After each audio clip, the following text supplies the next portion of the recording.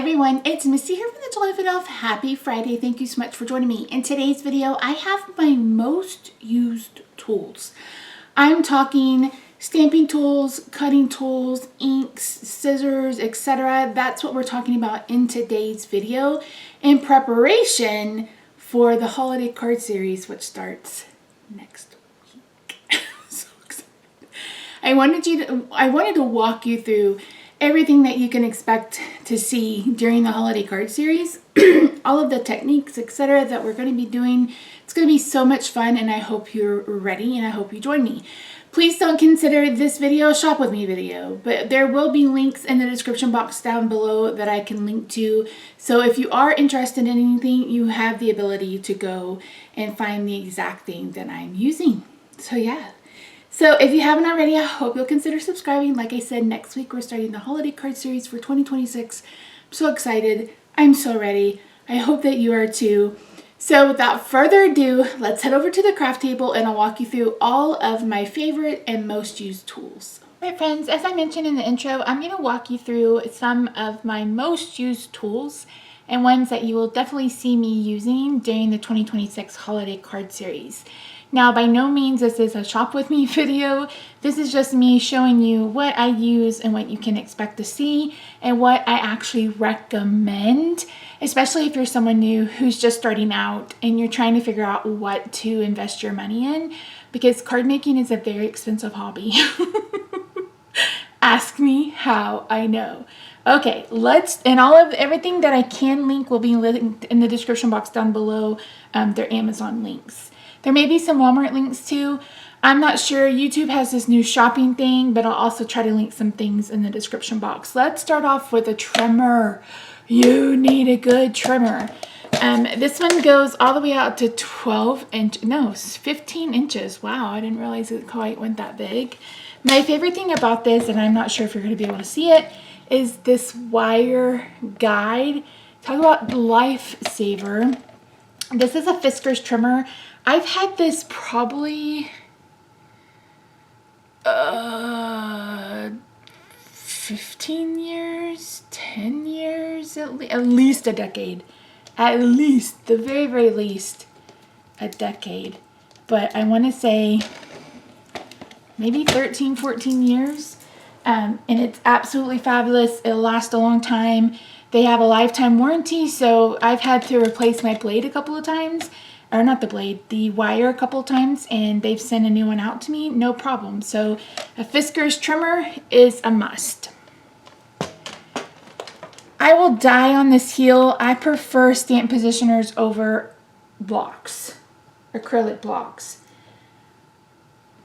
These are not my two preferred, but my preferred one is no longer made. So this is the Misty, M-I-S-T-Y. Most incredible stamping tool, something. Mine's always dirty. You can buy a cleaner for it, but this one only goes to 4x5. There's one that goes to 12x12. I just find these to be a bit cumbersome, so I tend to keep it to this one or my Stamparatus, which I'm not going to show you because it's no longer available through Stampin' Up. So, but the Mini Misty is great. And then I recently picked up this one from Sizzix. And the cool thing about this one, let me pull it out, is all the attachments that you could get. This one is so you can push it in and then you can make circle, like do a wreath or something. You just turn it. Isn't that so cool? It also has a thing that hooks right there that will hold your stencils for you. The one thing that I don't love is that this is a platform. Now this comes off so you can use both sides to stamp. But this white paper is covering a sticky base. And this sticky base has to be replaced ever so often. And that's the only thing I really don't like about it. It will hold up to an 8.5 by 11 sheet of paper. This is a full-size sheet of cardstock. So you've got a little bit of extra room at the bottom. But if you're someone who does a lot of slimline cards, or you want to stamp more than one card at one time, this is perfect. And again, I will link it on Amazon for you. So those are my stamping and my cutting tools. Another thing you're going to see me do, what I do a lot during the holiday card series, is heat emboss. And there are a few things that you need. The first is a heat tool. No, you cannot use a hairdryer. I know the one from Ranger looks like a hairdryer, but it's not a hairdryer. This is the one from Stampin' Up. They make other ones. Marvy makes a good one. I can't speak to any other ones. This is the one I've had now for, well, since whenever they created this. It's lasted me that long. I don't see a date, but I've had this one for a very long time. I really like this one. It's got dual heat modes. It's really nice and sturdy. And you use this to heat the embossing powder. So I actually will have a video for you guys later in the holiday card series where I walk you through the differences between dry embossing and heat embossing, and we do both on a card. I already have it filmed. It's going to be later in the next couple of weeks, so keep your eyes out on it. But heat embossing, oh my gosh, it is so amazingly cool. So what I use for heat embossing, other than my embossing heat tool, is Versamark ink. Mine's been through the ringer. I've had it forever and a day. You want a sticky ink. Now, if you don't want a particular, like if you want to do white or clear, I would highly suggest Versamark. However, if you're going to do a color, you can always do a pigment ink. So anything like VersaFine. You could try a hybrid ink. I can't make any promises because I haven't tried that before, but you just need an ink that stays wet a little bit longer. And whereas a dye ink dyes the actual paper, the paper fibers, pigment ink sits on top of it, and that's why it's prone to smearing. I also keep around some coffee filters. We actually don't use our coffee maker for coffee anymore, so I have a bunch of coffee filters. Then you're going to want an anti-static tool. I have this embossing buddy, I think is what it's called, and then they have this one where it just releases powder. You just need something that'll take away the static. So baby powder, cornstarch, fabric softener sheets that have been used, a lot of times those will work. You just want something that'll remove the oils from your hands and off the paper so you can emboss cleanly. Other inks I use are VersaFine Onyx Black. This is, again, if I want a pigment ink. If I'm going to watercolor, I'll use this ink. This is pretty versatile. Again, it doesn't dry quickly, so it's really great for heat embossing if you want your embossing to be black, etc. So really great. I've gone back to Memento for all my Copic stamping. I have found every other stamp pad I have used, whether it's hybrid or specifically for Copic markers, bleed when you use the lightest colors, but Memento doesn't seem to do that. So this is Memento Tuxedo Black. I've had this one again for eons. I just bought a refill and I refill it when I need to, but I really like how crisp and beautiful the Copic stays. So if you've ever watched me color with Copics, I'm always using Memento Tuxedo Black now, and it's just easier for me that way. So those are the two inks you're going to see me use other than the VersaFine. I do have distressed inks, but I'm not much on coloring using them, like ink blending. I have to be really in the mood. For adhesives, I have 3 different types. I have the Barely Art Precision Craft Glue. This is just the mini one. I bought the small one to see if I even like it. This will probably last me forever. I use this when I need that precision tip. And then other than that, I use Tombow Mono Liquid Glue. This is both permanent and removable. If you put it on the back of something and you let it air dry, it's a removable adhesive. If you put it on something and you attach it to whatever, paper to paper, it's permanent adhesive. So really cool product. I bought these big, not jars, containers, and then I use this AdTech Crafters tape. It's hard to find this anymore, so I kind of steer away from it now. But I have a bunch of it, so I have not a lifetime supply, but I have a pretty good supply. So that's really it.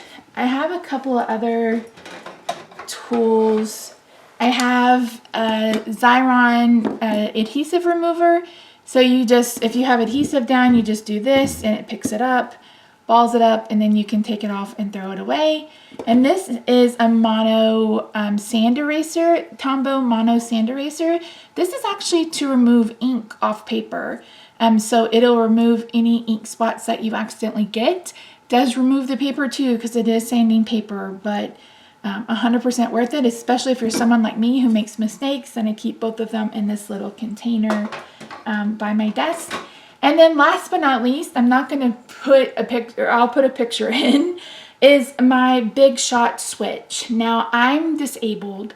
So when I first became disabled, I picked up a Gemini. I don't like the Gemini. I could never, for the life of me, figure out the right sandwich for embossing, so I didn't emboss for years.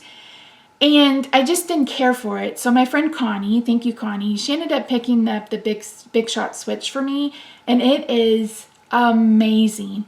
It's big. This is the platform. So I have a magic mat from scrapbook.com. I don't know that I love it. But I use it. But it comes with, you can see just how big it is. It's big. It's real big. But it's a lifesaver because I cannot crank anything any longer. So yeah, I can't live without this Big Shot switch. It's fantastic. Mine is black. They have other colors. So yeah, the other two kind of popular tools that I had but I no longer had, I have the Better Press. It's all right. I think you see a lot of people using it because they're on design teams and the companies are releasing things to go with it. But I don't know. I just don't like the look of it. And I felt like it was in the way and kind of cumbersome. So I don't have that. And I don't have the Glimmer foil machine anymore either. The cover plates are just so stinking expensive. And if I'm going to foil something, I'll just print something off my laser printer and use some foil through my laminator. I will link the laminator that I have down below. But yeah, I mean, if you are dedicated and you think that it's something that you really want to do, then you can always invest. But I would try to get it off Facebook Marketplace or something. I wouldn't pay full price for either of those. They're they're good machines for what they're supposed to do. I just don't find that they're useful in my day-to-day crafting, and so I don't like to use them. The other tool are my Copics. If you missed it, I did try Ohuhu alcohol markers. They worked fine. I loved that they had a brush and a bullet. Yeah, brush and bullet tip. My issue with them is they're too fat. And I have rheumatoid arthritis. I'm about to have surgery. By the time you see this, I've already had surgery. But I can't grip something that big. And I couldn't do it. So I had to send them back. Perfectly good markers, inexpensive. They ended up being like $1 a piece. So I'll link the ones that I had down below. Like I said, fantastic. I wish I could do that with my Copics, have a bullet and a brush tip. But I just prefer the size of the Copics over the Ohuhus, and that's really the only difference. And last but not least are my watercolor pens. Let me see if I can pull this out. Actually, I can show you a couple more things. I have this set of Chromatech watercolor pens. These are comparative to the Zig Clean Color blah, blah, blah, blah, blah.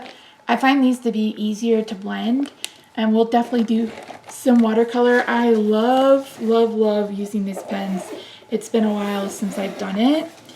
I get coloring book creators on Instagram sometimes, and well, I was going to show it to you, but they fell. Yep, here they are. So I get coloring book creators all the time on Instagram, and I saw these acrylic painting gel pens. So these are pens that are acrylic paint pens. And I love when they finish coloring and then they use the acrylic marker to go over the lines to make it look like no line coloring. I've tried it a couple of times. I'm iffy on the look, but I think it's because I don't have all of the colors. So this is 36 colors. They go up to 90 colors. You bet your cute little Heinen Misty's gonna get the 90 colors at some point in her life. And last but not least, I picked up some new glitter gel pens. These are the Oro Sparkle pens. These are gorgeous. And what I really love is they come with these swatch little things. So you can swatch and it gives you a white and a black. But what I really love, and the reason why I bought them, the creator was like, there's no silver in the colors. Now the green one is fun because it shifts green to gold. Really cool. These are really fun. Do you need them? No. Are they fun to play with? Yes. I have the other gel pens I use. Oh, I forgot my aqua Shimmer Pen. I've got some gel pens that I use. Again, I will try to remember to link everything down below. This one is one I use for watercoloring, but it's not Christmas without a little shimmer. You'll find that out as we go along. So yeah, that's a lot of information. Again, I will link everything in the description box down below.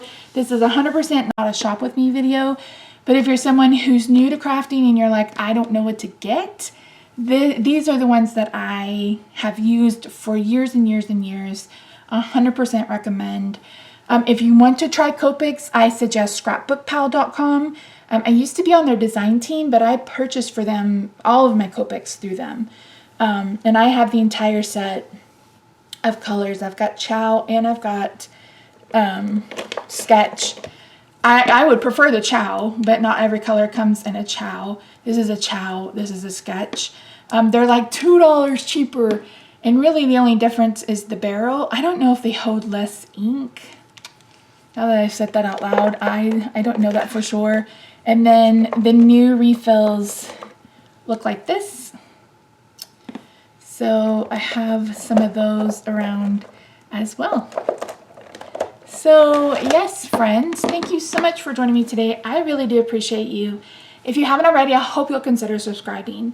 So starting next week, we're hitting the ground running with holiday cards, and I am so excited, and I hope that you are too. If you haven't already, please consider subscribing. Leave me a comment down below letting me know what your favorite tool is. Do you own any of these? What's your most used, most favorite tool? Leave that down in the comments. I'd love to read what you guys are using. So yeah, I hope you have a good day, night, week, wherever you are. I love your faces, and I'll see you in my next video. Bye for now.